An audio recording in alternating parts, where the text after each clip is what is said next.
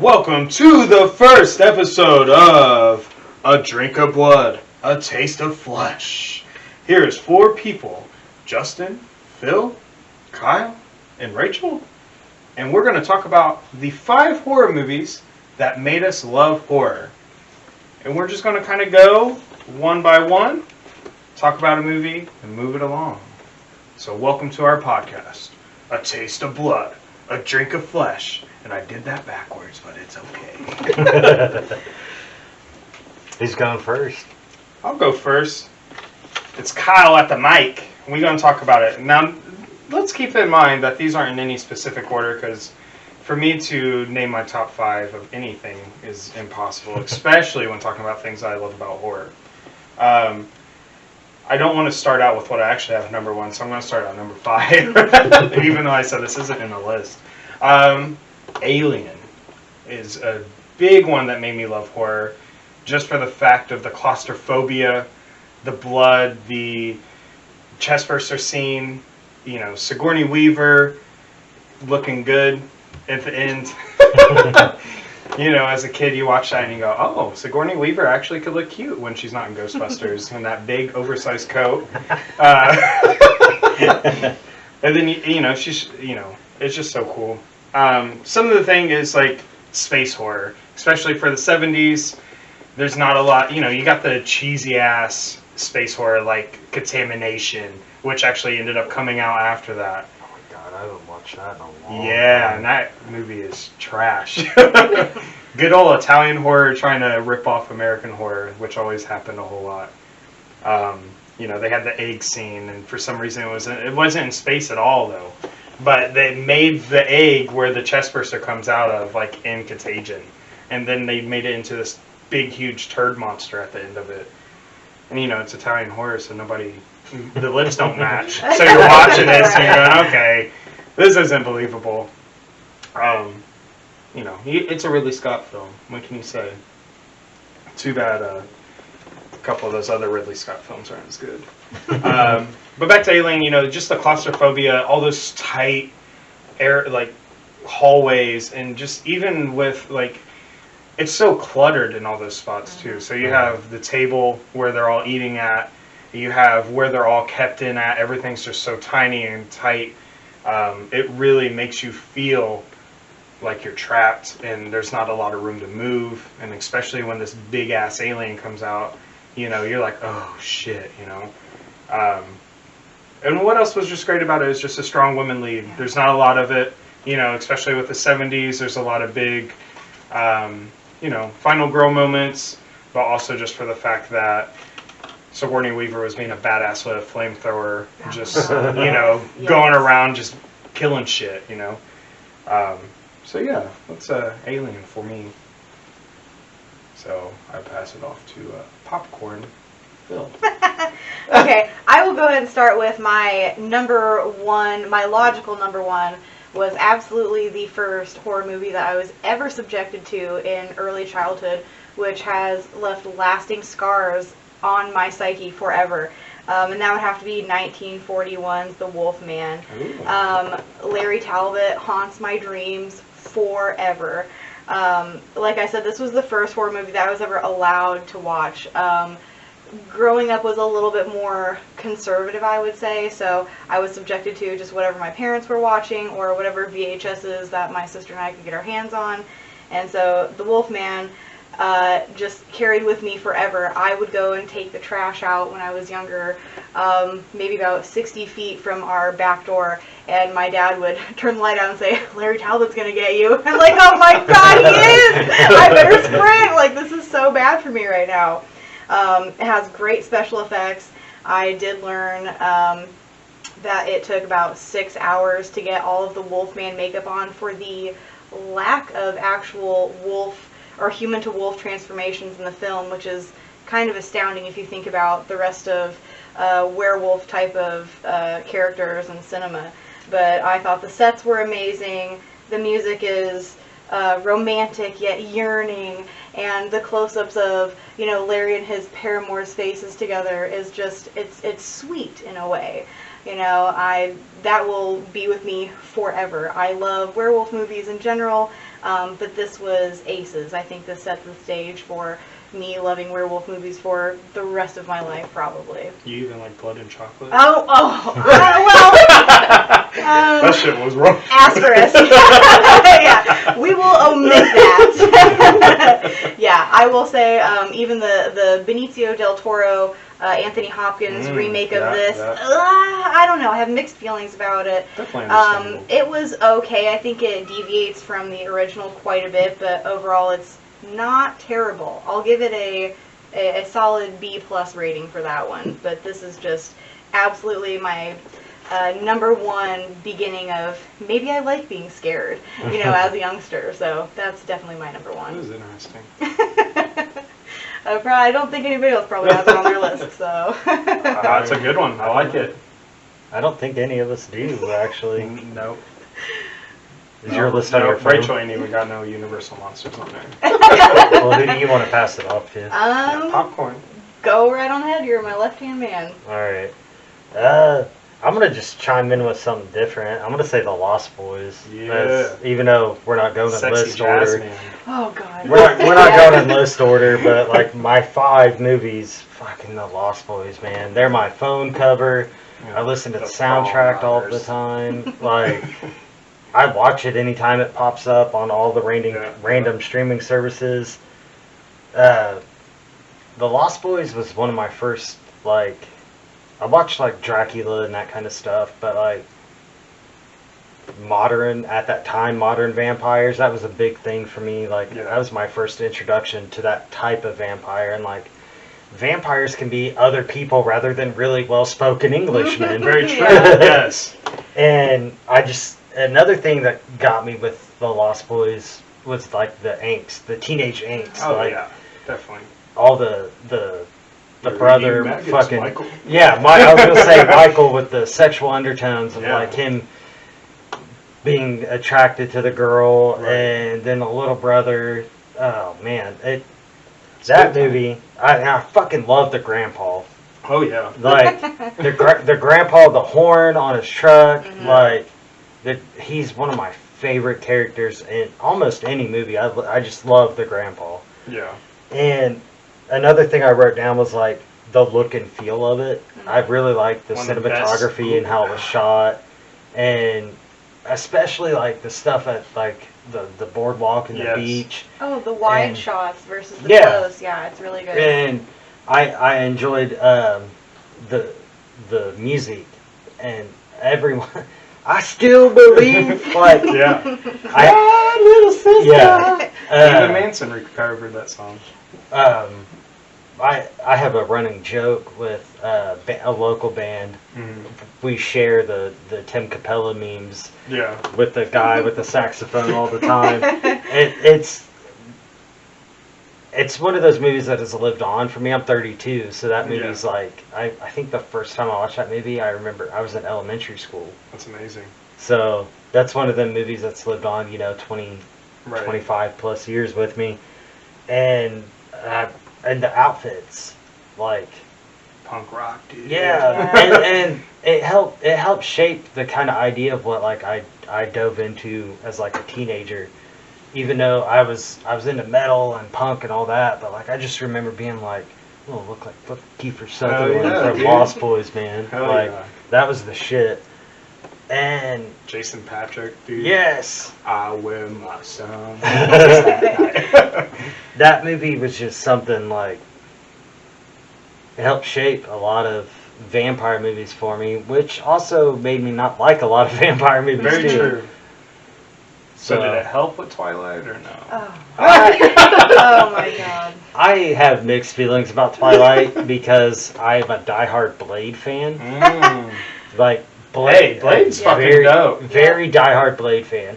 I don't mind some of the Twilight movies, and it's not even some of them, it's certain parts. But like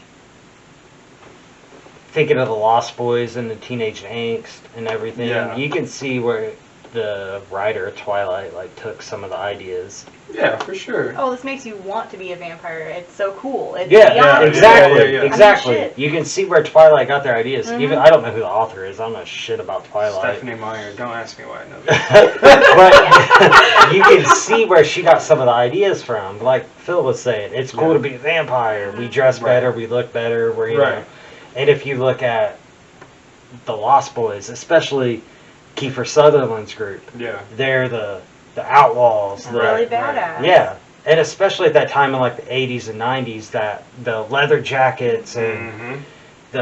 the hanging pierced ear Yeah, and yeah. the dirt bikes and all that. Dude, that was what was fucking cool. Oh yeah. I mean, even the Frog Brothers are cool. Yeah. Like, you know, these kids going to a comic Mhm. book shop, but basically being mall rats, but to a, you know, a strip with a whole bunch of amusement park stuff and whatnot. So like, yeah, of course, definitely dope. It's the ultimate David and Goliath type of good Yeah, you versus could be a evil. nerd, you could Yeah. be a badass, Yes. you could be whatever, and watch this movie and Mhm. go, oh, I could connect with this, and it's Yeah. great. Yeah. And that was the thing that comes with the feel of it.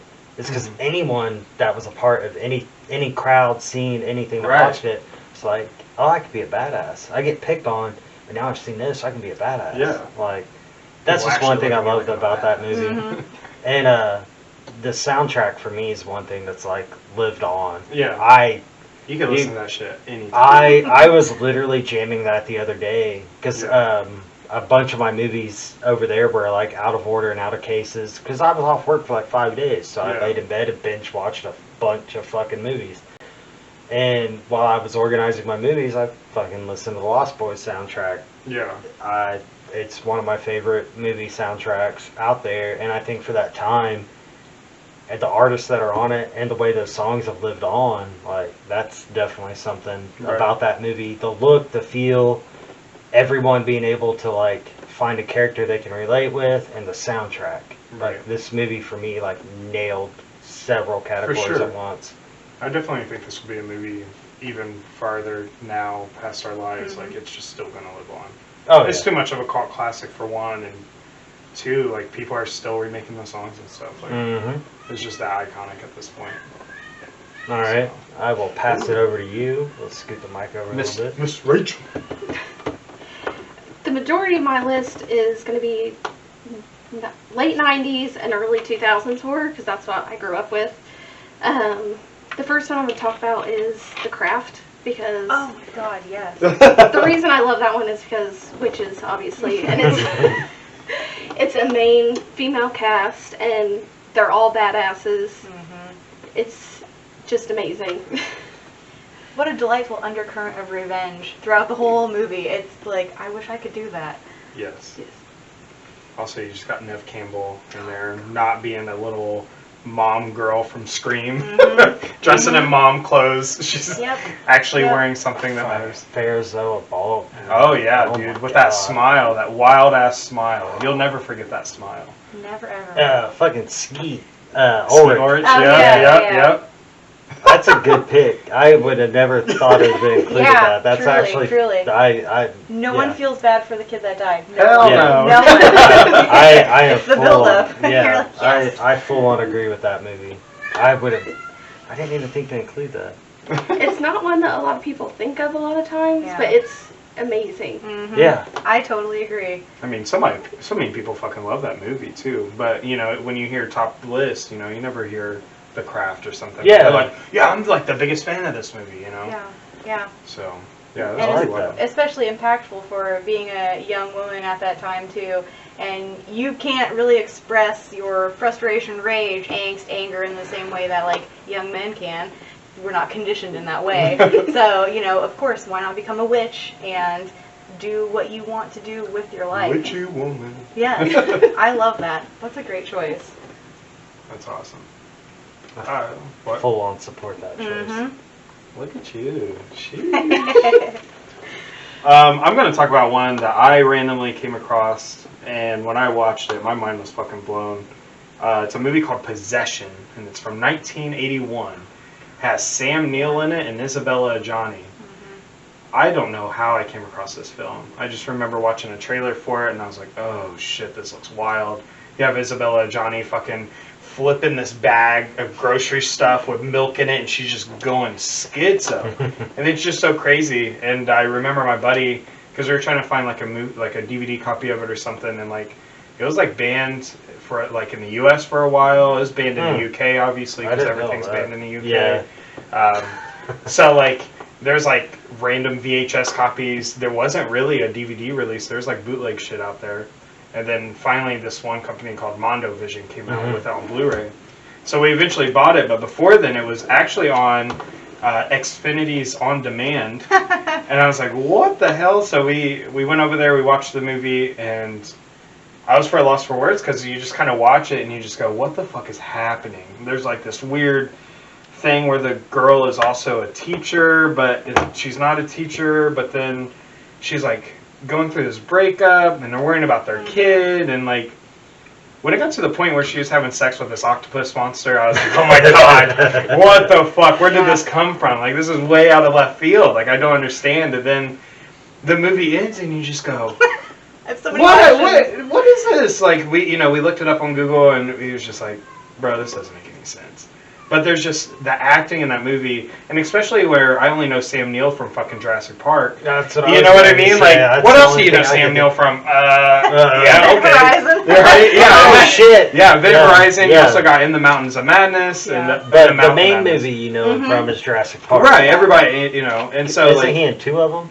yeah, He's in like the first one and the third one. possibly. Yeah, I think so. Yeah, I'm just thinking Jeff Goldblum being in all of them. Yeah. But yeah, no, there's just so many metaphors. It's just such a deep movie. When I watched it, I was like, wow, this is just a crazy time, and it's always stuck with me. Like when people ask me, hey, what horror movie should I watch? And I go, well, do you want generic or you want something wild? And I go, all right, watch Possession. Yeah. And you gotta be careful because there's another movie called Possession that came out in like 2013. I think it has Jeffrey Dean Morgan in it, and it's really bad. It's not really actually bad, but- know what you're talking about. I watched that recently. Yeah.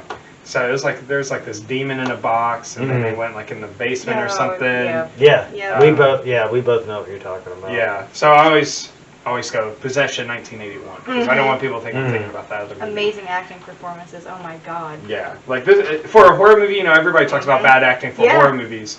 You watch Possession, and you go, holy shit. Yeah. And God, that's another topic we talk about is the cliche of bad acting in horror movies. Right. So There's just so many great acting that people don't understand. But- like, it's crazy.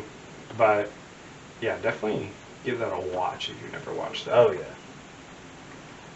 It's a hoot. You're up, Phil. Okay. I won't combine my next two, but they're both Stephen King adaptations. But actually, what you guys walked in on me finishing watching was Cat's Eye. I will never forget, I thought it was the most adorable VHS cover of my young brain looking at it. It's literally half a cat's face with this little goblin monster. And I just remember thinking, that's cute, I should watch that. This is no Black Beauty. Exactly. Yeah, our local Blockbuster, my parents let me rent that. And boy, it's something else. It's definitely PG-13, so you can watch it with children around, I suppose.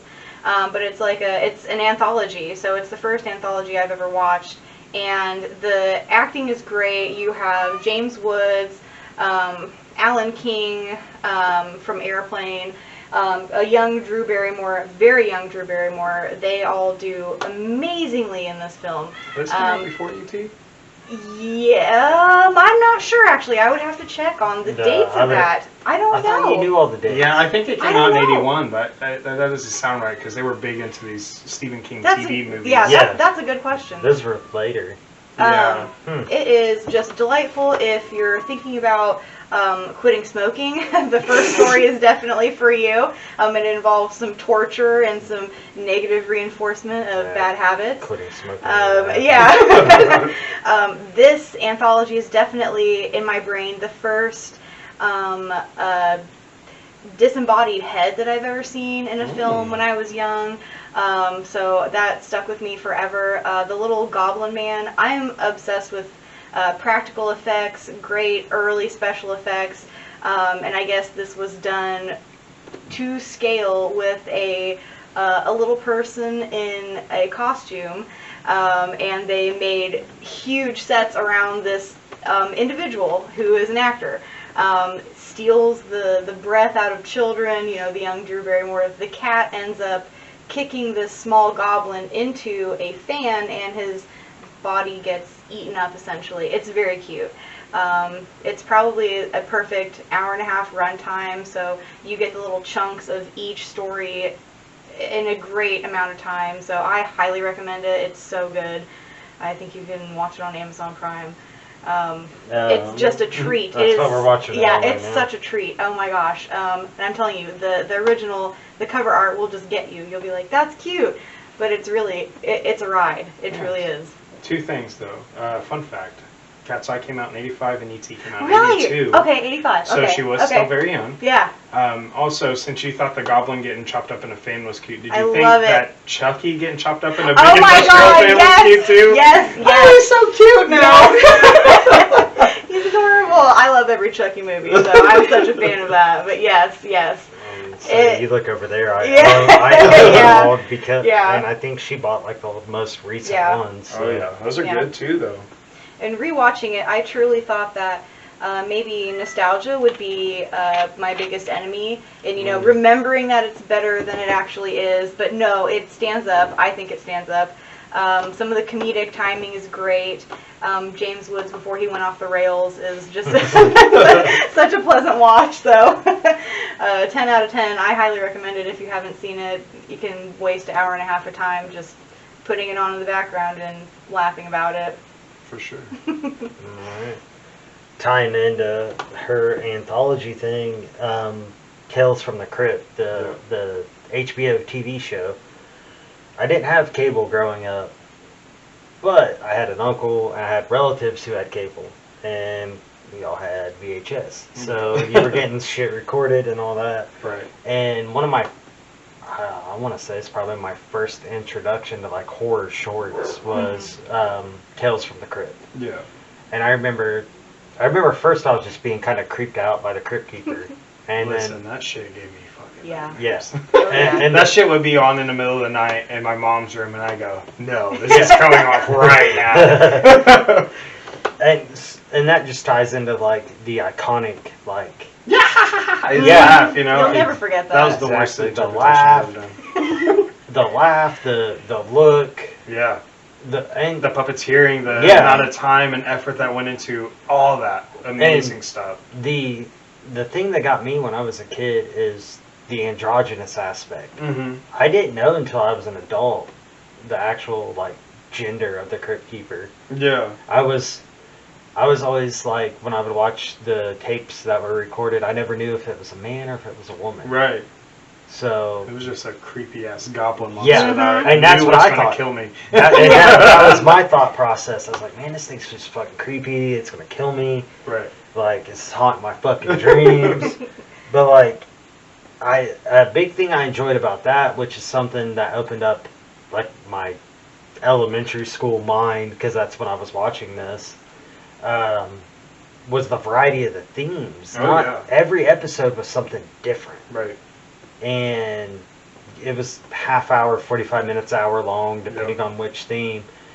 And I just remember feeling like there's so much more out there. Like, I had watched, Jason movies and Stephen King movies, but watching the shorts from Tales from the Crypt, I was like, dude, there's so much fucking more out there. Like, just all the different directors too. I mean, he even had Arnold Schwarzenegger, like, directing an episode. Exactly. Like, he did his own thing. Like, this is in his prime too. Yeah. Like, he just got off Terminator 2, and he's. I was gonna say the first Tales from the Crypt was in like '89, 90, right around there. Right, and the Arnold Schwarzenegger episode was episode 2 of the entire series. And that's the thing. Like, I didn't realize, obviously, as like I wasn't even in kindergarten before I remember definitely not. I remember watching my first episode pre-K. Yeah.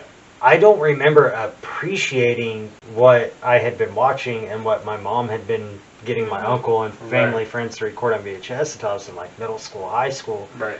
Because she can tell you I'm a big VHS connoisseur. I have hundreds of them in the room over there. Like, I love it. I still have a bunch of the shit from when I was a kid. It's nostalgia, but at the same time, it's just something I hold on to. And I remember rewatching them when I was like 12, 13 and being like, how the fuck did I watch this when I was like 3, 4, 5 years old and not have the fucking nightmares? Right. And at the same time, I was like, man, the Arnold Schwarzenegger thing, I was like, Yeah. I recognize this director, I recognize this director, I Yeah. recognize this. You got Joe Dante, you got John Landis, Yeah. there's so many. And that was the thing, man. It blew my mind at a later age that I was exposed to that at such a young age. Yeah. And that's one thing, I mean, she can also tell you this too. I'm a huge fucking mama's boy. Yeah. And my mom's a big reason why I watched any of these horror that I watch. Right. And Tales from the Crypt, and it's something I remember family wise. Like you sit down with your brothers and your mom, and you're gonna eat popcorn and watch this. And just all the different themes, and being like, okay, what's this week about? What's this week about? Right. What's this week about? And it's just, for me, it's Tales from the Crypt. Yeah. It's very iconic because it just opened my mind to so many different genres and directors. Yeah. I just wish I could appreciate it as a kid, but I couldn't find the remote fast enough to change it off. Hurry! No, Netflix, not Netflix, that wasn't a thing anymore. Nickelodeon, Cartoon Network. Yes. Hurry! Save me! I'm not gonna lie, I had nightmares about that shit. I remember the conversations with my mom being like, talking to her about having nightmares based on the theme of the episode and things like that. Like, well, and you can only appreciate it later in life now that there's a little bit of camp into it too. But I love the setup of each little individual thing in it is great too. The campiness was one of the best parts. And it's just so funny because, like, as a kid, you didn't notice that campiness. No. That shit was scary 24/7. Absolutely. Like, oh shit. Well, and that's the thing when I was talking about being, pre-K to being a teenager, being able to reappreciate it, but being an adult and watching it even again. rewatching it again, I have 3 generations of my mental state that I'm able to appreciate it in different mentalities. Right. And that's the thing. I didn't even realize the campiness as a teenager. I didn't realize that campy cheesiness until I was an adult. Yeah. I still look back on it and I'm like, that makes sense on why that freaked me out as like a 5-year-old. Right. That's wild. Popcorn Rachel. So the next one I have is Carrie. Oh, let me how I got Um, let her talk about Carrie.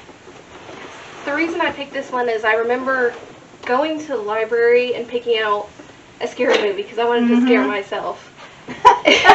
Freak! What a good choice. Who wants to be afraid? So I picked Carrie because she's on the cover with blood all over her. Yeah. Yeah. And then I sit down to watch it in the middle of the night because that's what I did. And her character ended up relating to me because I was always the weird, shy, awkward girl. I still kind of am. So it made me like really love Carrie. Yeah. The cover of that is almost shocking. How do you not pick it up? You know what I mean? And I had the misfortune, I guess, of ever reading the book before seeing the movie, and so I was already pre-terrified of like this story essentially. But holy shit, what an amazing, story, character arc for this young woman. We see everything about her, and it's so odd to be on this train of like the cruelty that she's exposed to, and we're just there. We're just the passive viewer to that, and it makes you so frustrated, you know? I plug it up, and it's like, whoever does that, oh my god, how could you ever do that? It's such a, go ahead. It's such a sweet, I don't know, I love revenge, so I am so a fan of anything revenge-wise, I guess, about that. And even her mother, like, God, what an asshole mom. Right. You know, cover up your dirty pillows type of thing. You know, and then the scene when she's finally almost, in a way, crucified in that doorway is just aces. I absolutely love that. That's a great choice. Oh my gosh. And also just for that to be a Brian De Palma film. I mean, he went on to make fucking Scarface after that. Like, oh my god. Like, bro, you really like made one of the biggest iconic films of all time. Yeah. So, it's just a great movie. That's one of those that holds up to this day, and I am fine to never watch the remake of that or remakes of that. I don't what care about to see the it. sequel? That's fine. But I didn't think the sequel was that bad. The sequel is okay, but I can't remember what year I know that came out with. Mortez. Yeah, I won't. 2000, I just no. I don't want to spend my time doing that. We have a limited time on this planet, and it's not going to be spent watching the Carrie remake. Me So and Rachel watched it, and just to see how what's that guy's name? He was in The Fault in Our Stars, and we wanted to see his acting because Anson, yeah, the guy with the plain face. It's like Putty. It's like Putty Mildew. Yeah, I know who you're talking about. That's the biggest reason why we watched that remake. Yeah. So we also saw it in theaters. Yeah. Too. Really? Okay. Well, we was getting into the theaters for free because we had friends there. Yeah. So we would just go watch fucking everything. So what's your thoughts about the remake? Like, it's a remake. yeah. We could save that for we'll save that for the next Yes, episode. yes. Make sure to tune in to the remakes episode. Yeah, that's so funny. Going to me, my next one. This is going to relate into the James Woods Videodrome. Oh yes. Fucking Videodrome is what really. That was one. Woo! Oh my god. The thing with that movie, you're good. I'm not meaning to cut you off. Is that movie is the beginning of so many different movies. Oh yeah. That inspired 80s, 90s, 2000s, and even now 2021. Yeah. That movie can be accredited for so many movies that have come out after it, their base premise coming from that movie. Right. Like, you picked a fucking iconic movie. Dude, right just there. Videodrome in general. You just fucking put that on and you just go, oh my god. I mean, first off, you got a pop star in it, which is Debbie Harry, Yes. Mm-hmm. and that's right in her prime of Blondie. Mm-hmm. And then you got James Woods. You got, him basically talking about torture porn, bondage, BDSM, I was watching an interview on the special features of Videodrome, and they went with Betamax instead of VHS because they actually thought Betamax was going to beat out VHS. We see how that worked out. Yeah. But they were talking about how funny it was. So, in the movie, it's not a VHS, it's a beta tape. I have an uncle that still has his Betamax player and several Betamax. That is amazing. But the biggest thing about Videodrome is just the body horror. You got fucking James Wood, putting his head into the TV and such a fucking it's just so crazy. It's just because you don't expect it going into that movie. You just go, what is Videodrome? And the biggest thing with me, I'm all about blind buys. I'll watch a trailer maybe once, and then I buy the movie after I forget about the trailer, and then I watch it and you go, oh, okay, I didn't know this was what I was getting into. And Videodrome is the biggest one for that. And first off, David Cronenberg, mastermind. You got The Brood, you got Scanners, you got all these Naked Lunch. There's just so many amazing body horror movies out there, and he's all about it. The Fly, how can I forget The Fly with Jeff Goldblum? It's just amazing. Videodrome, that's the type of movie that is the reason why I want to make horror movies. Because you watch that and you just.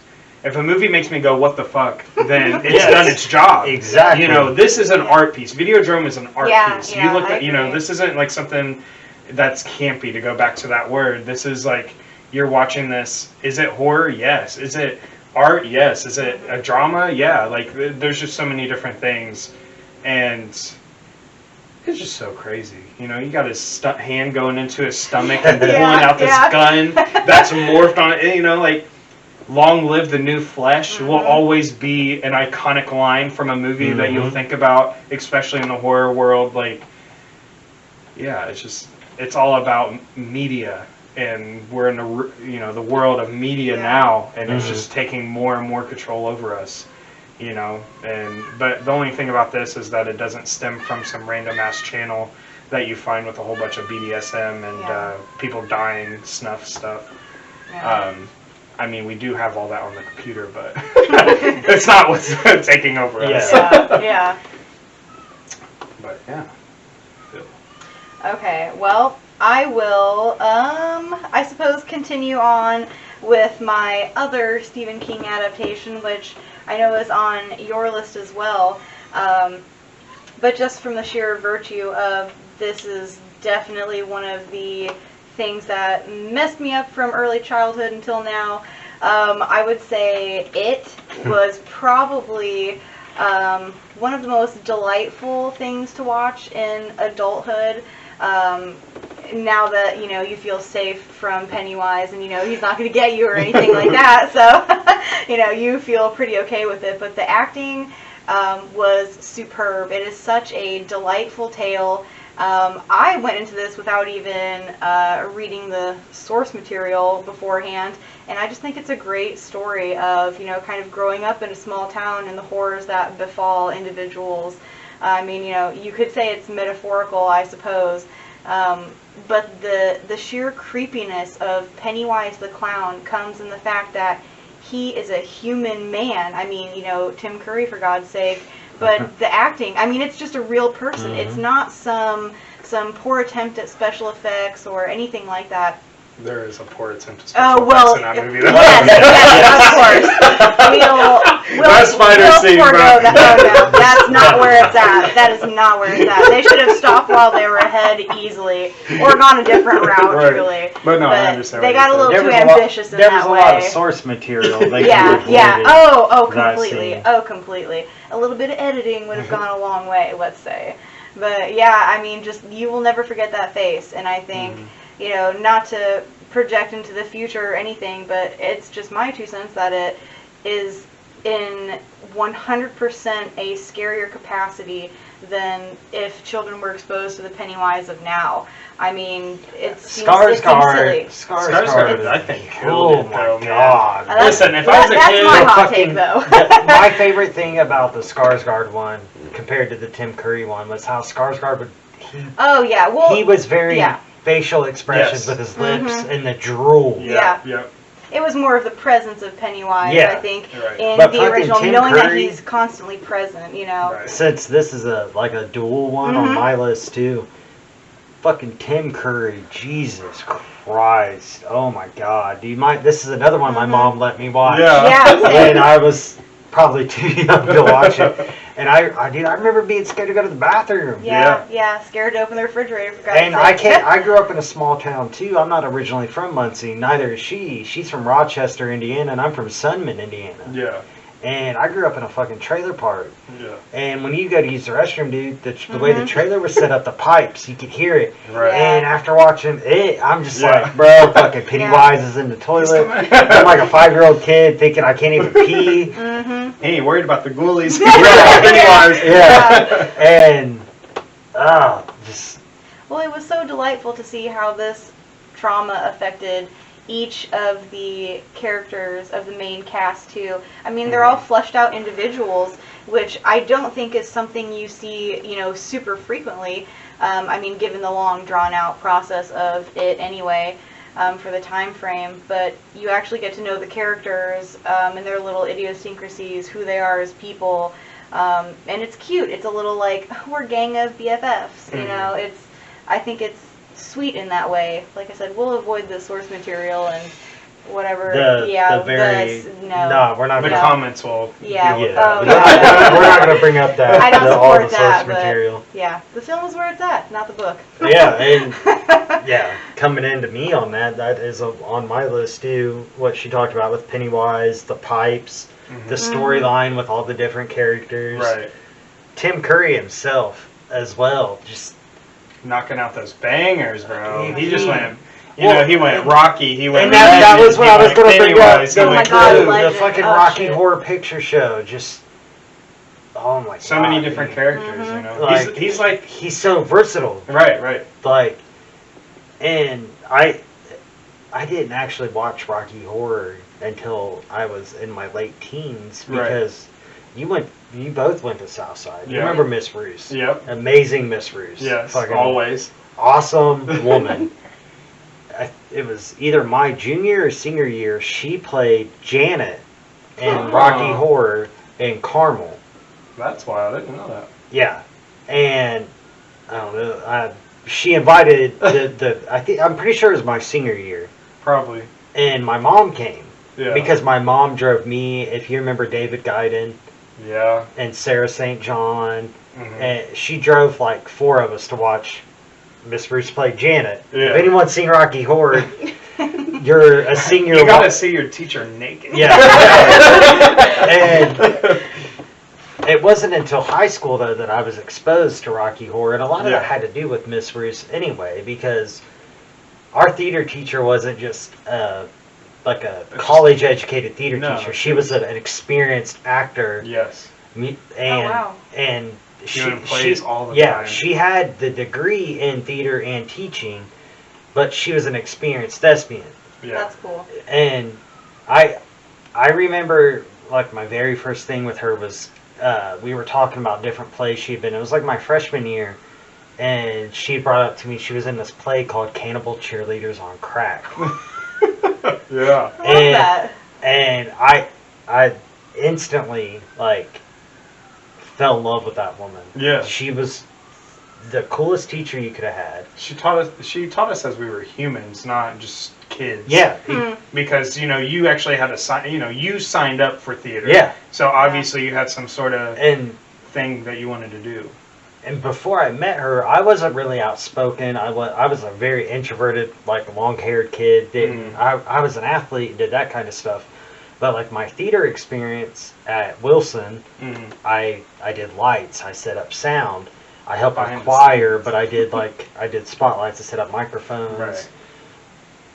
Bruce was like, "You're not going to do that anymore. You're actually going to act." Right. She was like, "You're actually kind of funny." And she was like, "I think you She can made do your it." ass act. Yeah. And tying all this back into the Tim Curry thing was her telling me, like, you like horror movies, you're really into it, the Stephen King stuff, all that. She was like, how about you branch out and see the person that scared you as a 5-year-old Right. in this role? Yeah. And then I watched Rocky Horror. I watched it with my mom. Because he's a sweet transvestite. Yeah. Duality of man. And watching Rocky Horror, just seeing Tim Curry in that different light, Right. it made me, even as a teenager, I still had the little things like, man, the pipes are making noises, fucking. But after watching Rocky Horror, it was like you said, the songs from Rocky Horror. Oh, yeah. Rather than hearing the pipes do its thing and thinking of Pennywise, it was like I hear the pipes doing its thing, I think of Pennywise, but then he's like banging dudes and chicks. yeah, exactly. And then fucking Tim Curry comes in. So Bruce helped me not be as afraid of that, but at the same time helped me come to another level. Yeah, and honestly, even Tim Curry made me feel more comfortable with myself as a teenager. Because I wasn't, like I said, I was introverted, even though I was like an athlete. Right. But like I wasn't real outspoken. I didn't do a lot of things. But seeing the range from Tim Curry and being encouraged to see the range from Tim Curry, it helped me be comfortable with myself, because I was that introverted, like, kid that, I didn't want friends. Even though I had friends, I was like, well, you both went to Southside and Wilson. We had the advanced placement classes and the honors kids. I was one of those kids. So, like, What a nerd. that was the thing. And it was like, My dumb ass sitting on the races. Tim Curry helped me feel comfortable. Yeah. And that's why I wrote it on here. And why I wrote Tim Curry is the actor himself helped me feel comfortable with being who I am. Right. And that comes from the theater aspect and the personal aspect and the childhood aspect. Like, seeing the range of an actor, scaring the shit out of me as a toddler, fucking making me still scared to take a piss as a fucking teenager. And then being like, oh, well, you can be exactly who you want, and there could be a musical about you. Like, you can wear lingerie, you can hook up with dudes and chicks, it doesn't matter. So, like, the sexuality aspect, man, just fucking Tim Curry and it, like, hands down. I just need to say one thing. We're supposed to be talking about it right now, but I gotta go back to Rocky Horror. What introduced me to Rocky Horror Picture Show was an episode of the Drew Carey Show. It was an episode where are doing this like flash mob thing in the middle of the road, and they're all doing the Rocky Horror Picture Show song. And as a kid, I watched this. I go, "What the fuck is happening?" And it was just so weird. And then as I got older, I was like, "Oh, that's what they were doing." My grandma was big into the Drew Carey show, so. And I've went and watched several variations and renditions of the Rocky Horror. My mom is a big person with that. She took me to all of them. Yeah. And encouraged me to even sing along and do all that. I even acted in 2 of them. Nice. I played, fucking now the goddamn, I shouldn't have drank before that. His right-hand man. Riff Raff? Yes! Yeah. There you go. Yes! I played Riff Raff twice. Oh, I yeah. played Riff Raff, the first time I played Riff Raff, I actually started as the understudy. And I know we're supposed to be on horror right now, but Hey, it's okay. the guy that was initially playing him got mono and couldn't do the singing parts. Thank God. What was So- the safe grade?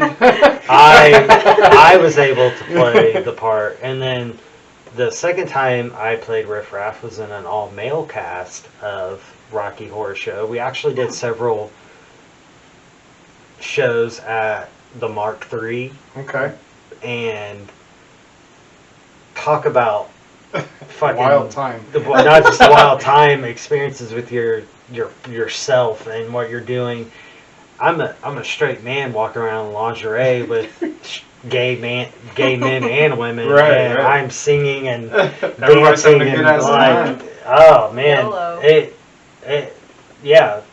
Again, tying into Tim Curry, man, he helped me like You gotta think he did that shit for years. yeah, and You know, like it and- was a stage play before it ever Yeah. became a movie. and that's the thing, and that's why I was really happy because this was in my early 20s. I was really happy to experience the stage play aspect of it because I knew Tim Curry as Pennywise. Right. But being able to experience him in the Rocky Horror Show and then being able to be a part of the Rocky Horror Show, I honestly I don't know what person I would be if it wasn't for Tim Curry. Right. Honestly, because he helped me be okay with the scary shit. He helped me be okay with having a very broad definition of sexuality. Right. Like, it, So are yeah. we just putting Rocky Horror Picture Show one of the Yeah. 5 reasons I to live more? support that. Yeah. Let's Her and I had it as the same. Yeah, so no. You're good. I didn't mean to go on a Rocky Horror team. No, that's okay. It works out. It's context. We'll move on to Rachel. I don't have to keep So going next thing on ranks. her list is Rocky Horror Picture No, Funny just you kidding. mention. The next one I have is The Faculty, which is like an alien movie, but it's set in high school. It gave me very Invasion of the Body Mhm. Snatchers. Yeah. Mhm. But teenage. Yes. The reason I love this is like I never really watched a bunch of alien movies, Mhm. so when I saw The Faculty, it was something new, and it had kind of like a Breakfast Club cast where everybody Yeah. was different, so you had a little bit of everything with different characters. Josh Hartnett selling drugs. No, but that's a You had- spot-on assessment of that. I love that you mentioned Yeah, that Breakfast Club type of That's another casting. one. You're like That's 3 for great. 3 right now. That's Like, great. You're like, shit, why didn't I think about Yeah. this? Yeah, that's iconic though. That really is. I mean, and I It's an think alien Breakfast Club. Well, Yeah. it set a trend too for movies of that ilk. But you have kind of I mean, maybe they're not all technically teenagers, but they're playing teenagers on film, so that's Right. what counts, right? I'm pretty sure Josh Hartnett wasn't a teenager when No, that but it movie was came so out. delightful, and even at that time, the CGI of the big ass alien itself with the tentacles and everything's flowing is actually really cool. Yeah. The bleacher scene and stuff like that is iconic. I love that choice. And you have the gym teacher out in the rain with his tentacles. Yes, they're coming out of his face. Yeah. Oh my god! I gotta watch that again. I actually have that on VHS Yeah. too. Oh, yeah. Yeah, that was probably ahead of its time a little bit. I you know? know. I Shit. full on agree with that. That guy's the guy in Terminator 2.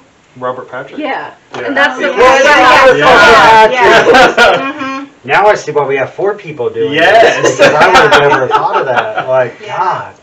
He's the hot ass gym teacher, you know, but Well, you had the hot principal. You had all the, like, yeah. the 90s teenage movies, like, if you think of, like, Can't Hardly Wait Mhm. and along those lines.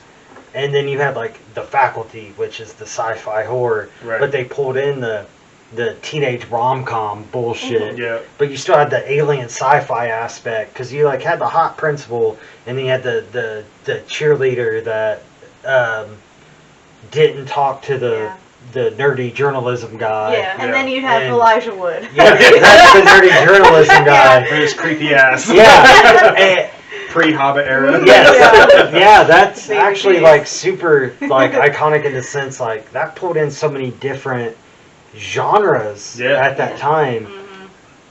Hell yeah, I like that choice.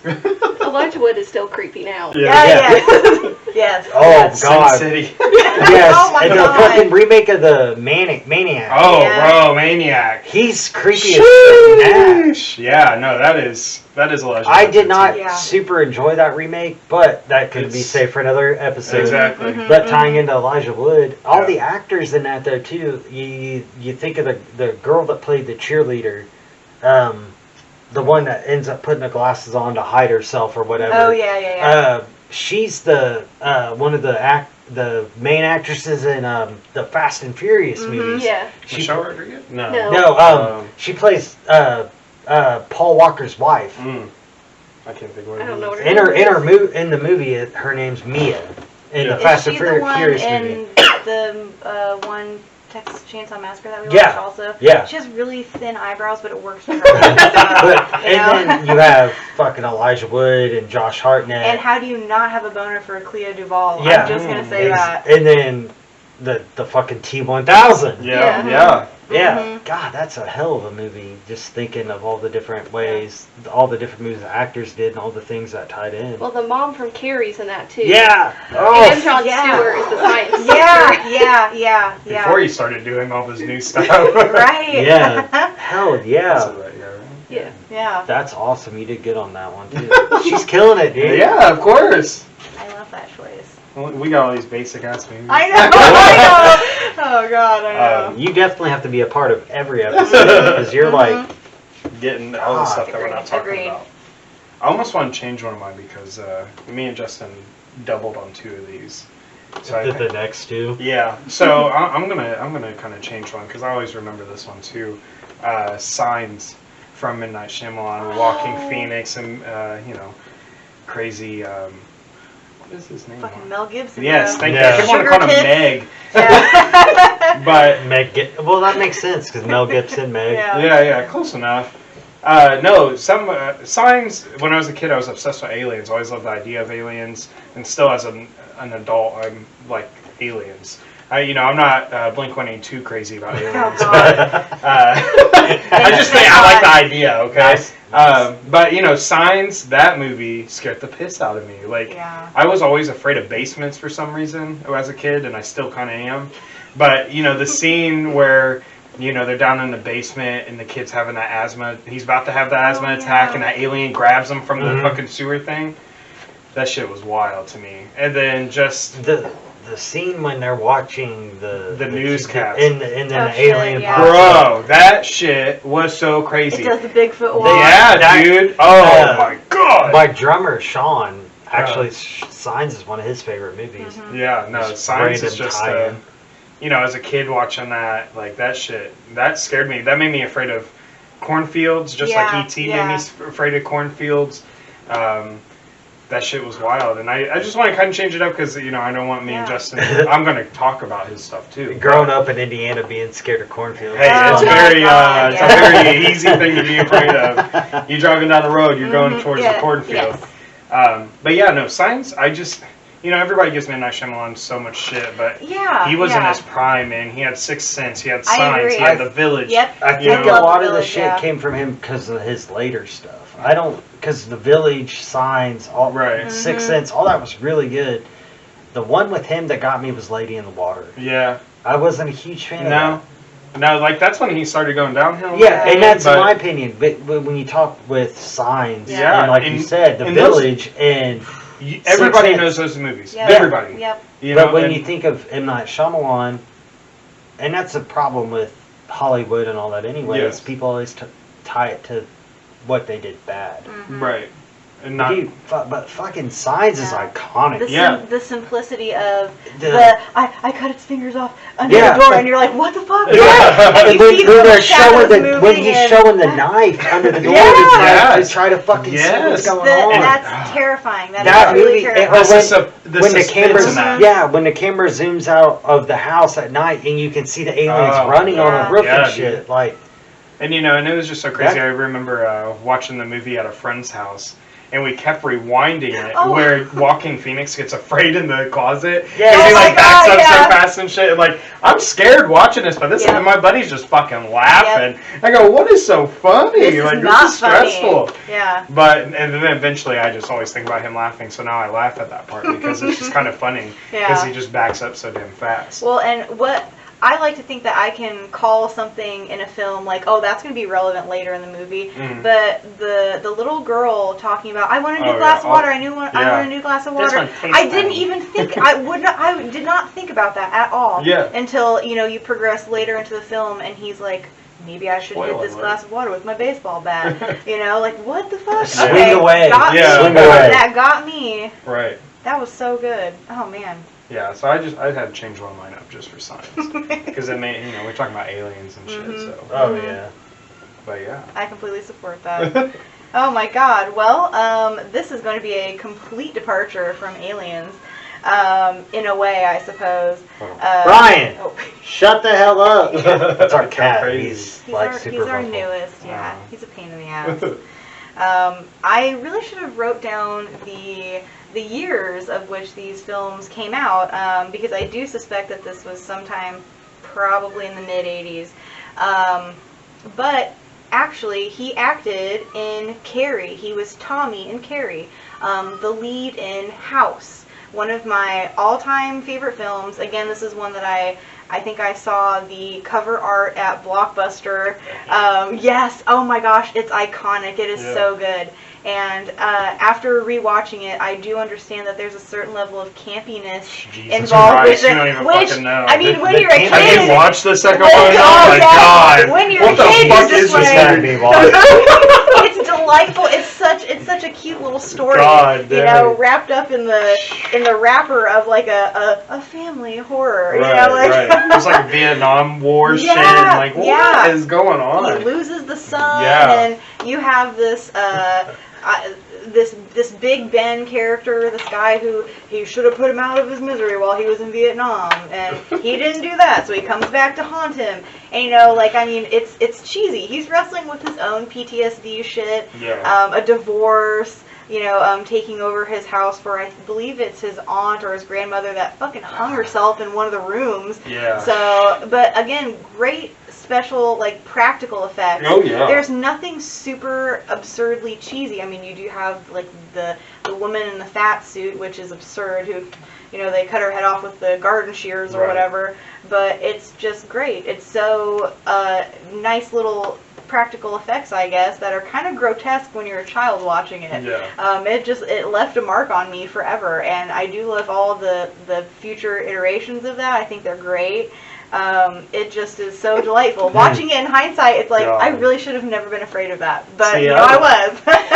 I like the first one. That second one, though. Ooh. Just, oh my god. Phoned the it in. second one They was- phoned it in. Oh, badly. man. They Yeah. said, here, we're going to make the wall disappear, and then you're going to enter a pyramid. Yeah. Yeah. And then Yeah. this woman's going to try to sacrifice you. Yeah. And then you're doing Indiana Jones shit on a road where you're just going, what is this fucking movie? God. Nobody got sleep planning that. It was Crazy. delirium. Straight Oh, my delirium. God. Wild shit. Yeah, it's great. It's I don't know, watching it as an adult is so much different, but the themes are still very, very, very much the same. My dad is a Vietnam vet, and so this was one of the first things he kind of like allowed me to watch about that. Obviously, Platoon and shit came later. He doesn't like Platoon. Oh no, he's such a hater. No, dude. Such a Having hater. conversations with her dad about that kind of He'll go stuff, on a man. full-hour rant. It's Yeah. just like, Hilarious. they would have ever done this, ever Oh, done yeah, that. even But bring it House up. is fine. Yeah, he's cool with that one. Yeah, I loved it, and I probably always will. I would have never expected any of us to talk about House, to be honest with you. That's why I wanted having our significant others included has been. I just like it. So she's brought up like the 40s movies. She's brought up movies I wouldn't even have thought. Right. Carrie and the Craft and the Faculty, like having these two. So what's that say about us though? We watch the ones and we go. And it just shows like what affects other people. Yeah, exactly. Truly. And it shows the. I mean, not to bring gender into it though, too, but women are affected different by different movies than men because of how we're raised. It's conditioning. Well, we generally like movies that pass the Bechdel test, which I've told you about before. We're not going to go into that. That's a whole different podcast. And that's the thing, is just having, and people that grew up in different areas. She grew up in northern Indiana. I grew up in southern Indiana. I don't know if you two are from Muncie. Not necessarily. I moved around a lot when I was a kid, so I watch random shit on TV. Yeah. So. I was born in Texas, then moved here when I was like 3. So see, there's very different. Texas Chainsaw isn't on our list. there's very different perspectives going on with everything, and that's why. That's the reason why horror is so amazing. Because, comedy. You could talk about comedy, but it'd all be the same, in my opinion. Yeah. But you talk about horror, and there's just so many different subgenres and so many different just anything. And you could attach it a whole wall. We could use this whole fucking wall as a whiteboard and still not nail all the subgenres. Yeah. Exactly. Because we're nerds. Tying into my next movie, which is why Kyle added in Signs instead of this, is Hellraiser. Oh, I'm definitely talking about this one. Oh, yeah. But the original Hellraiser, the fucking Doug Bradley, oh my god. Everything about that movie is perfect. Yes, and that's what I wrote. Costume, story, the quotes from the movie. I still quote that movie. I got people that'll look at me when I quote that movie and they're like, what the hell is that from? And I'm like, you don't get it. Nope. One of the greatest quotes of that movie that is what made me fall in love with horror, and I just never expected it, is Jesus wept. This man just gets ripped apart, and you just go, whoa. And I think it was so awesome because, like, you don't, in horror movies, like, there's a lot about the devil and stuff like that, but to say, Jesus wept, and then he just dies, you just go, I was not expecting that. Exactly. But it's a movie about hell, so why didn't we expect it? Right. And I wrote quotes down. Yeah. The quote where he talks about the fine line between pleasure and pain. Right. And that, I do body suspension. I'm sure you both know about that. I'm hanging from hooks in my skin, in my back, knees, chest, forearms, wherever.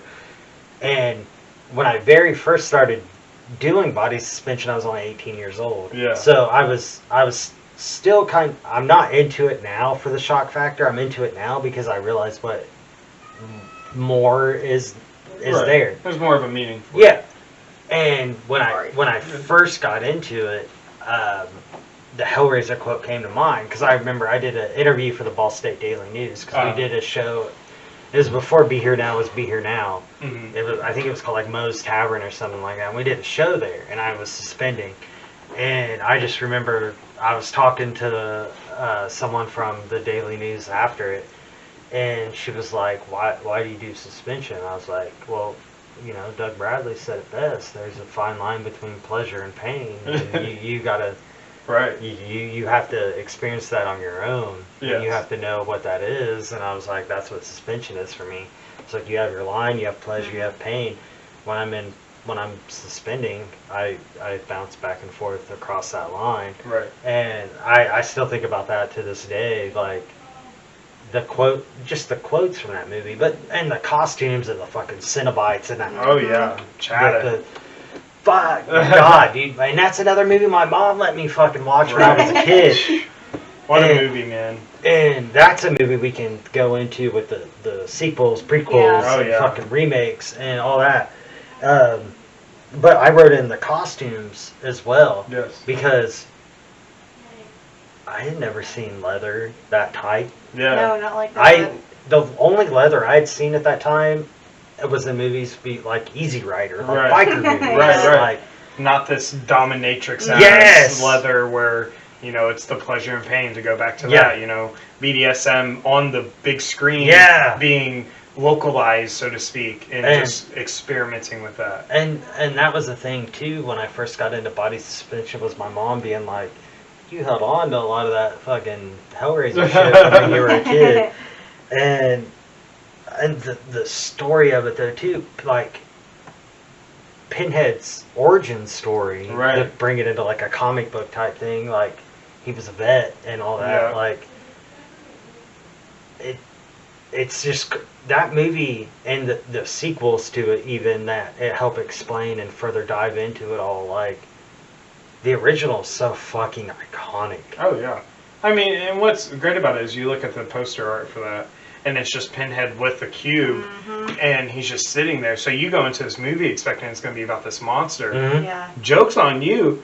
They're just a fucking side character. Yeah. And that's what else is so great Yeah. about Hellraiser is, you know, Chatter and Butterball and Pinhead and the High Priest. You know, Lady Cenobite, I don't know why she never had an actual name, but like, it's just, you look at them and you go, oh man, this shit's fucking wild. But that's not what the movie's about at all. Yeah. You know, it's about Uncle Frank being in the floorboards, Yes. and this Yeah. woman, you know, whoring herself out to kill these Yeah, men this so he family can eat. discord. Yes, yeah. You know, and so you just go, what is this fucking movie? Where's Pinhead at? You know? And that's the thing with it is It's not what you expect. yeah, and that's another thing tying in what you're saying about horror is it encaptures Right.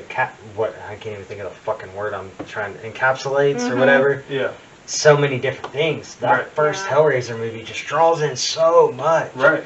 And then even the sequels from it help. I didn't mind all the sequels to it until we got to like the one where they're in space. Hey, I love the space. I like the space one. Yeah, Everybody hates that one. If it wasn't for it's the one after the space ones. yes, that's where they start to fall off. And I And- agree. And But just tying it back into Doug Bradley, dude. yeah, to And go through that makeup every Another day. fucking Tim Curry person. Right. Doug Bradley, dude. Yeah, he's probably. I'm pretty sure that's the only role he's really. Well, you got Nightbreed too. I know, but I'm You saying know, like so, you know, the one he's like no. Right. It's definitely for Hellraiser. But he kills it, and he's like my number on my list of like reasons why. Doug Bradley's my number one reason why Hellraiser is on that Right. list. And this is something I didn't add on to. Well, actually, it is right there. Obviously the quotes, costumes, the storyline. Right. Because, like you were saying, there's so many different stories Yeah. you expect with the movie poster, like you said with the monster, but you get so many different things with Yeah. it. Yeah. And Motorhead, tying this into something completely different. Yeah. Motorhead, Lemmy, they have the song Hellraiser, Right. where Lemmy is actually, the music video is Lemmy's playing poker with Pinhead. Yeah. And Pinhead's like, this game is for your soul. If you lose, I get, the typical Pinhead thing. Right. And Lemmy beats him in fucking poker, and it's just, it's the way that Hellraiser has expanded so much pop culture. Right. Because if you think, like I said, fucking Motorhead, iconic fucking band. Right. Yeah. For sure. Any person that doesn't even really know about metal or rock, They know Ace they of still, Spades. they still know Ace of Spades. Guitar Hero. Yeah, and when Lemmy's brought up, you Right. think of this, the mole, Yeah, the all fucking day. drinking whiskey Yeah, all the time. Cowboy hat. Yeah, Yeah. and the fact that Lemmy made the song, I'm pretty sure it's actually probably a cover. But he beats Pinhead in a fucking poker game Right. to keep his own soul. Dude, it's just the expansion of the original Right. to the 15 fucking sequels that are Right. out there, the multiple remakes and all that shit, the remake that's getting ready to come out. Right. Oh yeah. Hellraiser's such an iconic horror movie that is also one of the most underrated movies Yes. at that time, because a lot of people always think Halloween, Freddy, Yeah. Jason. And I think it would always be like that too. But- Yeah. But in the end, like people are gonna watch Hellraiser, and it's such a deeper movie than what all those other kiddie Yes. movies are. And Philosophically. And yeah, exactly. Philosophically, that's why The- Clive Barker's a fucking genius. yes, Yes. You know. the He's a great fucking author, the too. fucking Cenobites and Pinhead, and just the way the stories, the lament configuration. Right. Like, I the thing that got me when I was a kid with a limit configuration was the Rubik's Cube.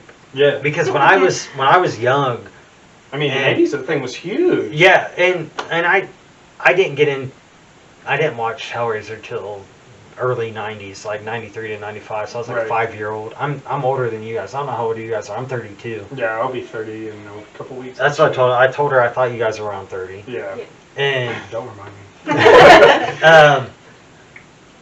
as a kid, mentally, I'm like I said, I was like 5, 6 years old. Right. And I had a Rubik's Cube, but outside it always made me think, if I solve this, what about the limit configuration? Right. And so That shit solved itself, bro. yeah, so there was like times, and I can literally remember telling my mom when she would buy me different variations of the Rubik's Cube, because Yeah.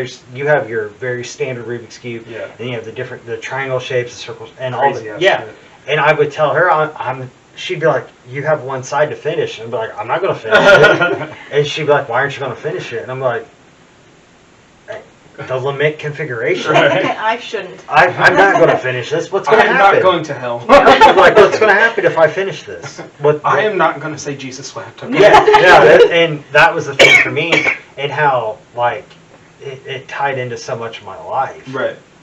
Like I said, doing body suspension, quoting Right. fucking Hellraiser movies, and being a kid playing with a Rubik's Cube. And that was one thing I enjoyed about the first movie and just the other ones with the limit configuration.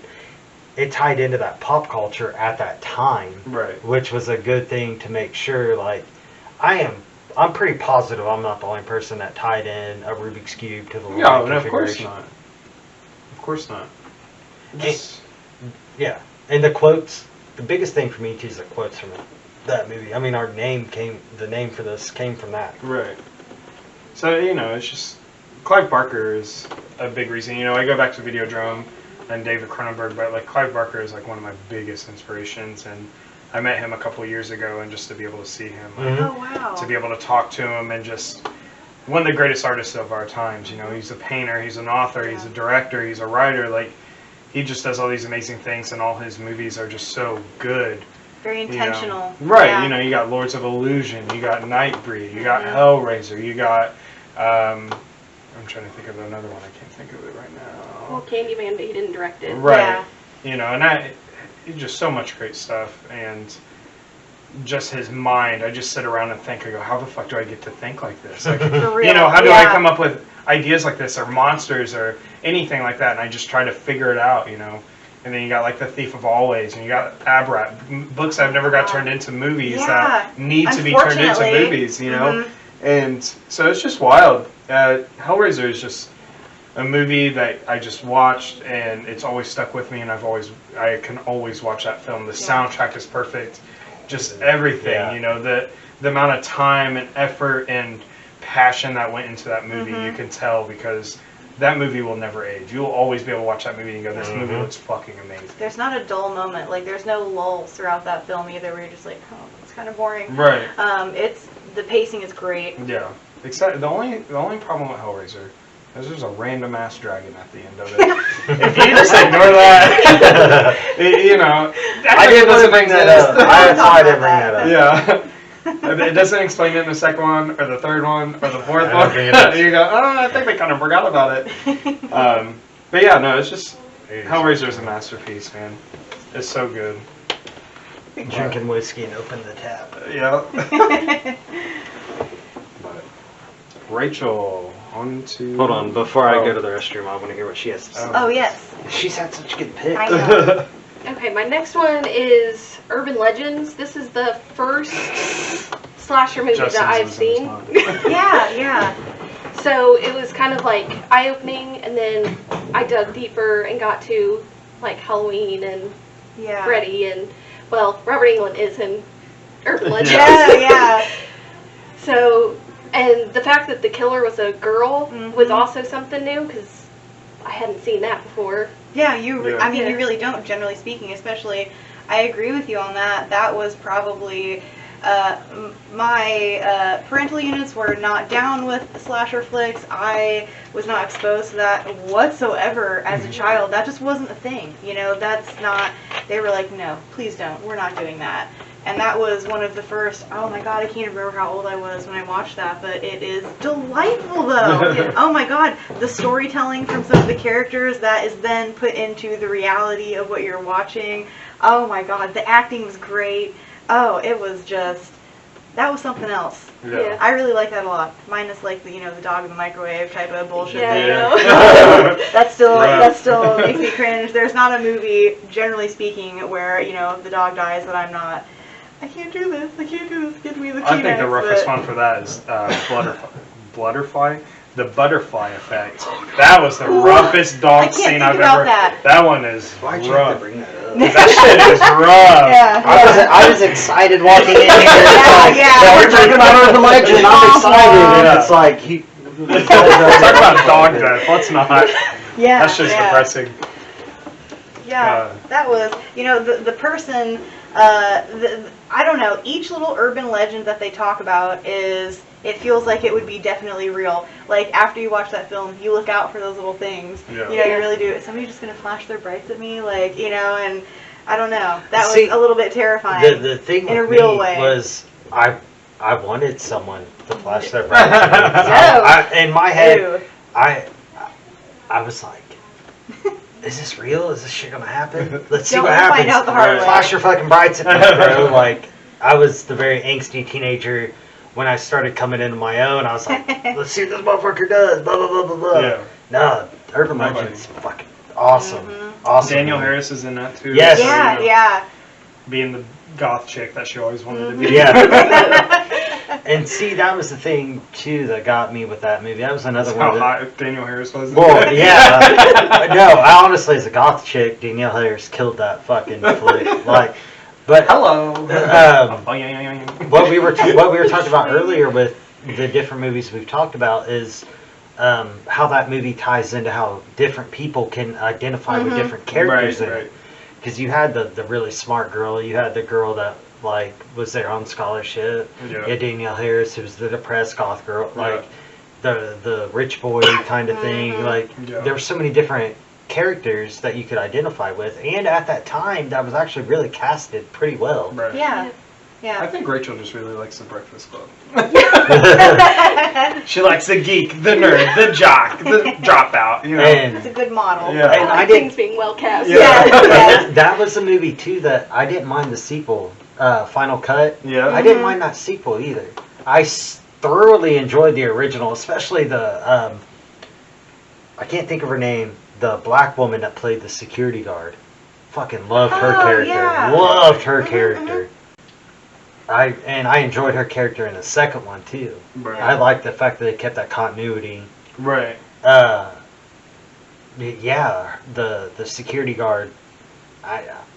It's funny that that's one of the main roles I remember Yeah. because she had such a minor role, but she was the woman playing that part was such a good actress. Mm-hmm. Yeah. Yeah, I agree. And the different stories. That was a good movie. Yeah. I want to watch that again. Yeah, it's been a minute. I can't think of a lot. That's another one I own on VHS. Yeah. In the bedroom. Yeah. That was a VHS I found at the house, which is weird because my mother hates horror movies. Like, she doesn't watch horror movies at all. But I found Except Urban ghost Legend shit. at my house in a drawer. Oh, wow. My first experience with Urban Legend was my mom took me to the theater to see it, actually. Wow. Oh, wow. Yeah.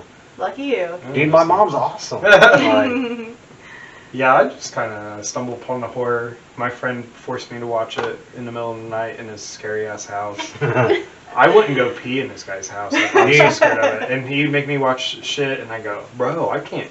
Go turn on the damn light before I go up there. Like, yeah.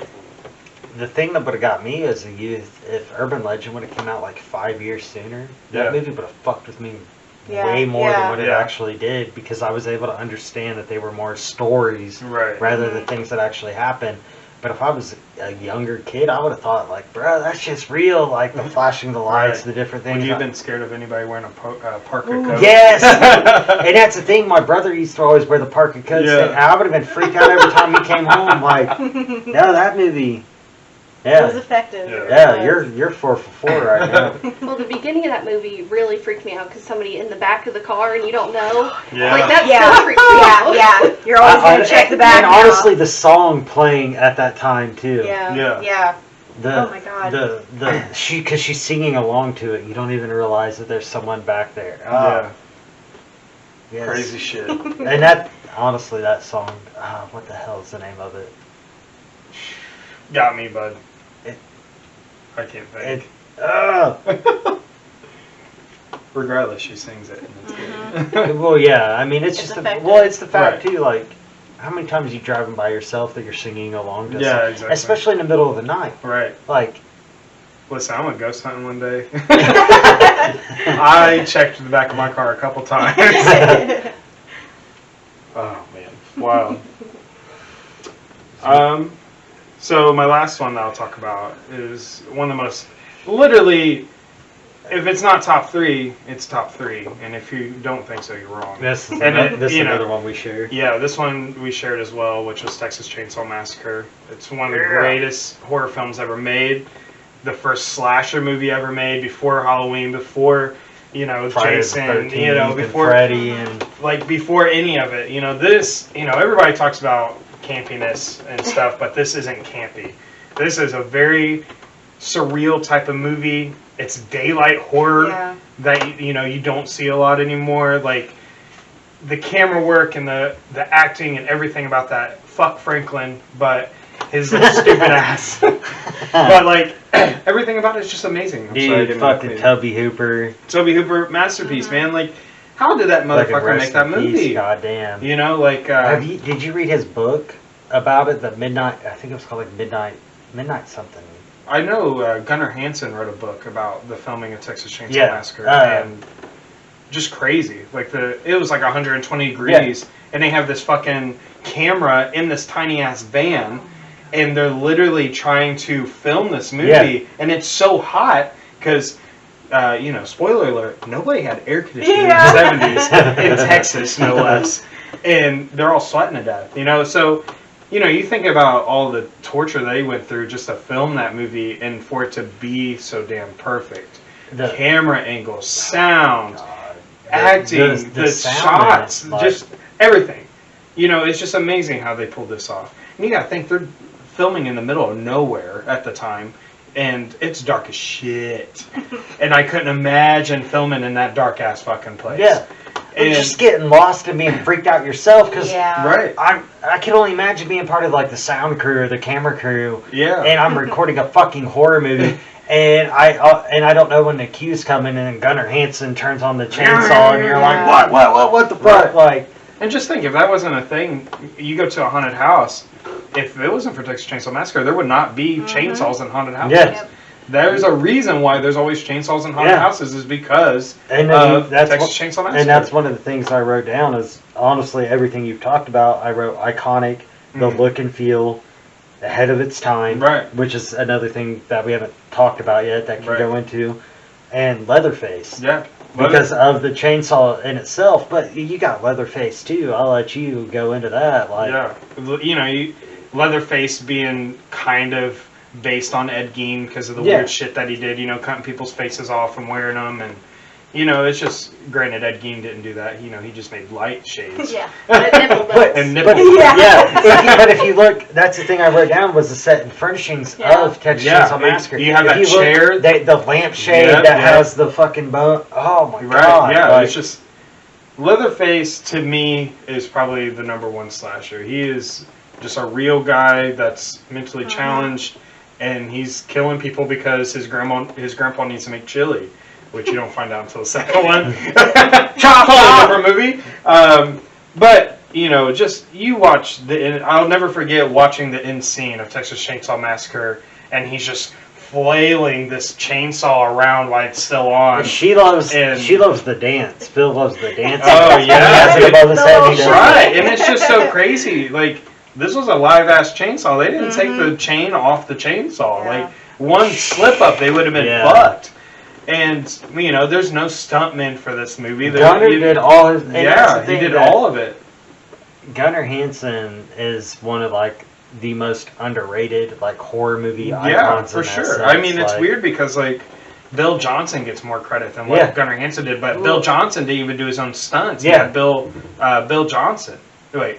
Hold on, Bob Elmore. Yeah. Sorry, Bob Elmore did the stunts for Texas Chainsaw Massacre 2, and Bill Johnson just did all the kind of stand-in stuff. and tying into that too is if you think the only other horror icon that did the type of shit Kane or I know where you're going with it. Yeah. Kane Hodder. Yeah, that fucking Gunnar Hansen did was Kane Hodder. Right. Fucking iconic Jason, Victor Right. Crowley. Like, I mean, he even did some stunt work for Freddy yeah. Krueger. You know, so it's. But pretty Gunnar weird. Hansen again tying into the ahead of its time. Yeah. No, you just watch Texas Chainsaw and you get all the vibes. And the funniest part about it all is that it was going to be, he was trying to get it rated G. And they said, hell no. But yet there's no blood in the entire movie. And that's the thing too. Even like when they're bashing her head in to put it into the bucket. Yeah, you know? if you read the book I was talking about from Toby, Mhm. he talks about how he actually had the original idea for that back when he was like a teenager. Yeah. It's just so crazy, man. Toby Hooper, rest his soul. Yeah, dude, fucking. But, yeah. I can go on and on and on about Texas Chainsaw Massacre. Well, I mean, not it's the just kind of the thing original. that plays on like real fears. It- I mean, yeah. you know, like this shit could happen Well, to me. oh, And and also then, you well, gotta you think- think of everything that inspired. Right. House of Space. 1,000 Corpses. Right. Mm-hmm. You don't want to go on a road trip. No, Yeah. we're What's not gonna Texas do it. Chainsaw Massacre based on? Road A trip. fucking road trip. Right. Like, and it's not wrong turn. Yeah. God, there's. There's just a lot, man. And, you know, you got the remakes. Dude, There's just a lot. I'm a I think person there's that- like 8 Texas Chainsaw Massacre movies. So. Dude, you can look. Let me look over there real quick. Because you got I Texas got Chainsaw 1, 2, You got- Leatherface, which is part 3, Next Generation, which is part 4, You got- the remake, then the beginning. Then you got Leatherface. which is fucking trash, and then you got Texas Chainsaw Massacre. 3D. Yes. And then we're about to get another one, so it's Yeah. going to make it 9. But and they're talking about doing it like direct sequel to the original with Sally Hardesty. Right. And that's the thing that gets me is, Because Texas 3D was a direct sequel to the first one. and that's what Welcome I to the thought. world. Like, We have 3 Halloweens. Which Halloween are you talking about? 2018 Rob Zombie or original? Yeah. You know, whatever.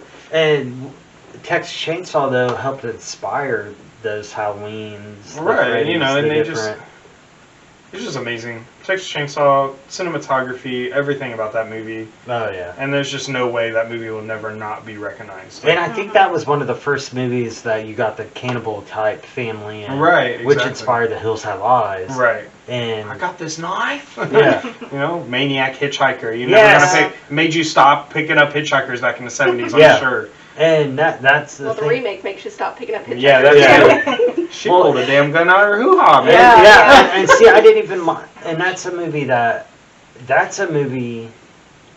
series, or whatever you want to call it, saga, or I don't Yeah. fucking know, dude.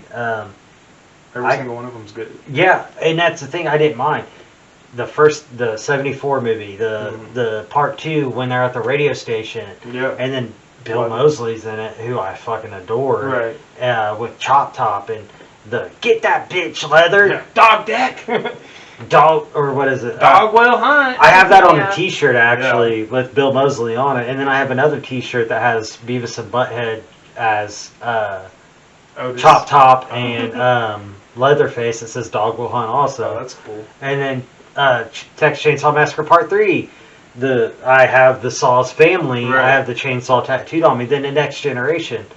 Fucking Matthew McConaughey and Right. Renee Zellweger. It's a bad movie. Yeah. Well, Objectively speaking. And I've read many times that Matthew McConaughey doesn't actually acknowledge Yeah, that no, he both even of did them that don't movie. acknowledge Yeah, it, actually. that they didn't even do that movie. And then you Wow. got the remake from the early 2000s. Arlie Ermey, baby. Yeah, that has Jessica Biel in it. Yeah. And then you That got guy's fucking lit, man. When Then he you got- starts crying. yeah, and then you got the beginning Yeah. when the Vietnam, the guy doesn't want to go to Nam, Right. and then you got Texas Chainsaw 3D which is supposed to be Trey Songz in that yeah, bitch. and it's supposed to be a direct sequel to Kill him, cuz. Yeah, it's supposed to be a direct sequel to the original. Yep. And then you got Leatherface, which is supposed to be an origin story of Leatherface. It's the only movie I don't acknowledge in the Leatherface franchise. The main thing I like about the movie Leatherface is Steven Dorff. Yeah. He's one of my favorite actors. That's understandable. And him playing that sheriff role, Mhm. he plays such a maniacal, crazy motherfucker in that movie. Over Harley Emery, though? Dude. Well, he killed that cop and he comes into the house and she calls him and he said, my name is Sheriff Hoyt now. Yeah, yeah. Bro, what the fuck are you talking about? I love that. Maniac Man? Yeah, I love that too. Because I always call him the coach. Yeah. Because the guy, what was his name again? Harley Emery. Yeah. I can Rest in peace. Yeah, also. for sure. There's a lot of movies where he always played a football coach or a drill sergeant. Right. Full Metal Jacket, he Yeah. played the drill sergeant. That kind of shit.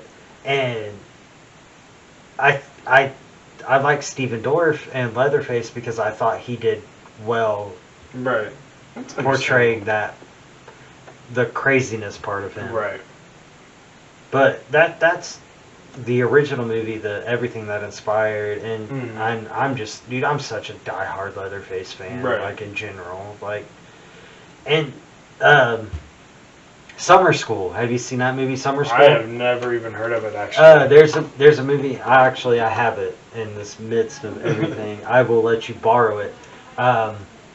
He's the actor. He's in Is that the one where like he's in NCIS. Okay. Harmon. Yeah, Mark Harmon. Okay. He plays a summer school teacher, and there's two students that he has that are die-hard 1974 Tobe Hooper fans. They call him Tobe Hooper. Tobe.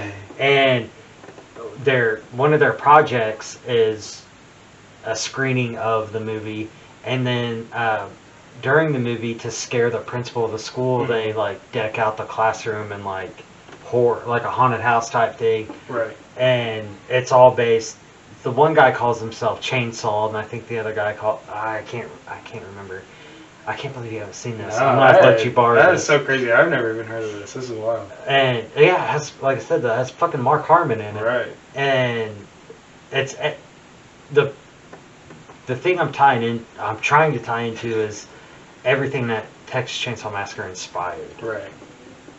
Like, it came out in '74. Think of every movie that came out. Right. The blueprint. Yeah, and haunted Right. houses, slasher films, all that. Yeah. I mean, it's a thing you and I both had written. That's why I'm going on my rant about it. And I just fucking adore every iteration of that movie. Oh yeah. No, for sure. It's just that 2017 Leatherface I have no respect for. But other than that, I know all of them are great. I can still watch Next Generation and go, yeah, this is a movie. But have a good time, laugh at it and go, yeah, Matthew McConaughey, you shaped up to be a better actor. Yeah. So. Great practice. Yeah. Well, on to Phil. Okay, my fifth and final one actually does have the young Dorff. Funny that you mentioned that. It's The Gate. I love that film. I think it takes advantage of the whole 80s trope of evil is associated with metal type of thing. Mm-hmm. We're battling demons. That, again, I am such a whore for great practical effects. And these little claymation at times, demons that just spawn out of nothingness is so delightful. I probably think there's maybe over 1,000 of these little tiny demons that are in this film. They end up, it's kind of similar to sort of the beginning of Poltergeist, where we unearthed this otherworldly thing and it's now coming back to bite us in the ass. Right. And they find this giant geode in their backyard, and these two little kids are just a bunch of dumbasses trying to find their way in the world. But also, like, you should peep their cute little stitched jackets with their patches of all the bands that they like. One of the young men comes up and he has a vinyl. I think they're called Sacrifix. Is the band, and he's like, look, you should listen to this music. It's not going to open a portal to hell or anything, Right. but it totally does. It completely does. It's like the book of demonology or something like that this band got their lyrics from, and it turns out that it wants to kill this kid's whole family, and he's like, maybe I should sacrifice myself. Right. It is amazing. It's campy. It's definitely a must-watch. I mean, I would show it to a child. I think, like, right now, I don't think it would be too Teenage terrifying. child. No, listen, like a 10-year-old maybe. I totally would show it to a 10-year-old. The kids I work with right now, I don't know. Oh, well, they're a bunch of wieners, then, is what I'm going to say. I would show this to any child. I watched this when I was a wee little thing. I had to be under 10, probably. I know this was maybe a late 80s film, so I completely recommend it if you want just some campiness. Again, like hour-and-a-half runtime type of thing. It's a nice little digestible family film, you know. Family horror. It really does. The brother and the sister dynamic is cute as hell. The house is adorable, and one of the ending scenes is this young man with an eyeball in the middle of his hand, and he has to just stab the shit out of it. It really does make you cringe a little, but it is perfect. I highly recommend it if you're into practical effects. Yeah, for real. Claymation, for sure. stop motion animation type of thing. It's the bee's knees. Hell yeah. I don't need to chime in on my next one because I just went on a rant about Yeah, Right. Yeah, we'll just go to Rachel. Yeah, I mean, you can skip me unless you want to talk about TCM. Oh no, I think we covered everything that we could have covered for that, for sure. Okay, my last one is Disturbing Behavior, Ooh. which is another kind of like science fiction horror Mm-hmm. where the teens are brainwashed to be like honor roll students. Perfect world. That's what they did at me at Wilson. Yeah. And I love it because like it was kind of like a mystery where they had to figure out who was brainwashing these kids and what was happening with them. And also William Sadler being crazy with the rats. Yeah. That was delightful. My favorite William Sadler movie, honestly, which catches a lot of people off guard, is when he's in Die Hard 2. Oh, I was not expecting that. No. But yeah. I love him in Die Hard 2. There's a scene where he's like doing this karate thing and he's naked, and I'm just like, Funny story. wow, you're really confident in yourself. I see you as the rat guy. And I just think about his butt doing karate. Who is this, Martin Sheen from Apocalypse Now? Right. Except he's not drunk. That's another good choice. And yeah, hell yeah. 90s and 2000s, baby. Yes. Which is pretty amazing. Like, you know, like you said, you're only 2 years older than we are, and to see the difference between her movie picks and all of our movie picks, and even your movie picks. She's my age, though. Oh yeah, you're right. But Well, house. yeah. No, I'm just kidding. Right. What impacts you is, you know, extremely individual. That is what I love about horror. Yeah. I do not connect any type of childhood memory to any sort of slasher film, so that will just never be reflected in, you know, the things that stick out from my childhood. It's the other types. There are other types of subgenres of horror that will just be like indelible marks on my brain, I think. So, but I do appreciate the difference of opinions in this type of thing. Side note, there's like a random memory I have of a horror movie where these people are in hell and this guy has a penis nose and I have no idea what the movie is. So if you know what that is, let me know, please. I don't know why. It's so fucking weird. I don't know. That's all I remember from the movie. I was way too young, and I go, this guy has a penis nose, and he legitimately had a penis nose. And it wasn't a porn or nothing. It was just, I don't know what it was. This guy was in hell. It was weird. And it's not Lil Nicky, because that guy had boobies. Tithead, Tithead, yeah. Wasn't James Marsden? Yeah. Fuck Katie Holmes! Yeah, dude, yeah. Oh my god, that's another one. Yeah, I gotta watch that. Childhood crush. I gotta watch that again. She's still no Danielle Harris. No. But yeah. Well, this is our podcast. We hope you like it. Our next one will be soonish, I assume. We have quite a bit of ideas rolling, and we'll get something nice and spooky for ya. Thank you for listening to A Taste of Blood. No, A Drink of Blood. A Taste of Flesh. We'll get this right soon. I'm not even the drunk one. I'm not drunk. I'm Nah, happy. he's drunk. He's feeling good. Yeah, exactly. He drank the blood. Alright, I'm gonna stop now. Alright. We actually went like 2 hours on that one. What the Jesus, fuck? are you serious? Yeah. Wow. It's 11:30.